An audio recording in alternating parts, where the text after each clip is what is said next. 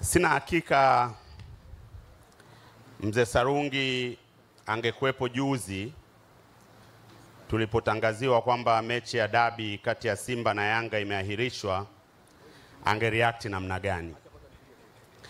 Kwa sababu mzee alikuwa ni mnazi wa Simba kweli kweli.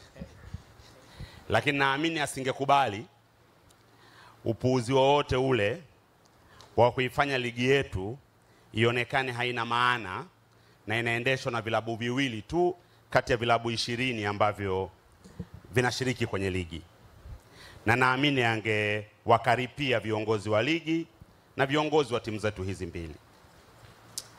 Kwa sisi ambao tumekuwa miaka ya 90, picha ambayo mara zote inatujia tunapomsikia Profesa Sarungi na hasa katika nyanja ya michezo ni picha ambayo alikuwa anamvisha nishani George Magere Masatu katika mechi ya fainali kati ya Simba na Stella Artois ya Abidjan. Yeye akiwa waziri wa elimu na utamaduni wakati ule anapaswa kuvisha nishani wachezaji, lakini unamuona anamvisha Masatu nishani yeye mwenyewe akiwa na huzuni kubwa sana. Na ndio picha maarufu sana ya Mzee Sarungi katika nyanja ya soka. Na hapa tumesikia mambo mengi ambayo yamezungumzwa kuhusiana na mzee wetu, ambao ni wa kizazi cha chini kabisa ya kina Mzee Warioba, Mzee Butiku na Mzee Kinana. Tumejifunza ambayo hatukuweza kuyaona moja kwa moja. Lakini baadhi yetu, pamoja na kwamba ni wa vizazi vya chini sana, tulipata na bahati ya kulelewa na Mzee Sarungi. Nilipoingia bungeni mara ya kwanza mwaka 2005, yeye pamoja na wazee wenzake wawili, Mzee William Shelukindo na Mzee Jackson Makweta, walijitolea kunilea, maana nilikuwa naonekana mkorofi sana.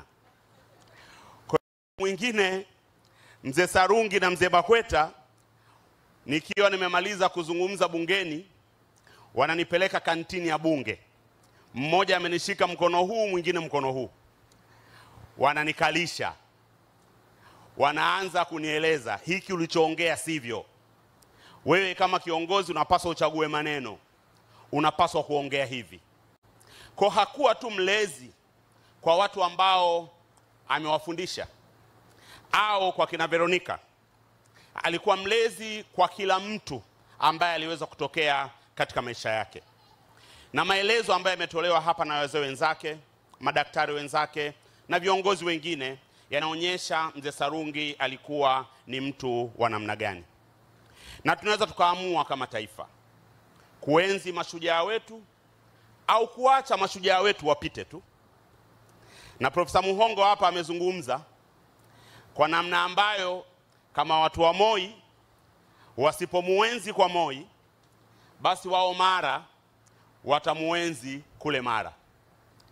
Nafahamu vijana wa Mara, wakina Warioba, wakina Butiku, labda wangependa kumuenzi kule Mara. Lakini mzee aliyelala hapa mbele yetu hakuwa wa Mara tu, alikuwa ni wa Tanzania nzima. Kwa wabunge mlioko hapa, mna wajibu. Sheria namba 7 ya mwaka 1996 ambayo imeanzisha taasisi ya Moi inarekebishika bungeni. Pelekeni muswada binafsi bungeni kubadilisha kifungu cha 3 cha sheria ile ili taasisi ya mifupa ya Moi iitwe Philemon Sarungi Orthopedic Institute.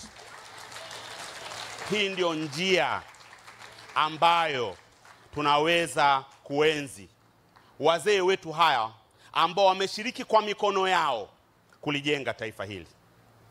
Profesa Sarungi, tangulia. Watanzania umewatumikia kwa uwezo wako wote. Umeaishi maisha yako. Na naamini wengi wetu hapa hatusikitiki, tunasherehekea maisha yako. Tangulia mzee wetu. Wote tutakuenzi na naamini wabunge wetu watafanya lile ambalo linastahiki kufanywa. Nawashukuruni sana, asanteni sana.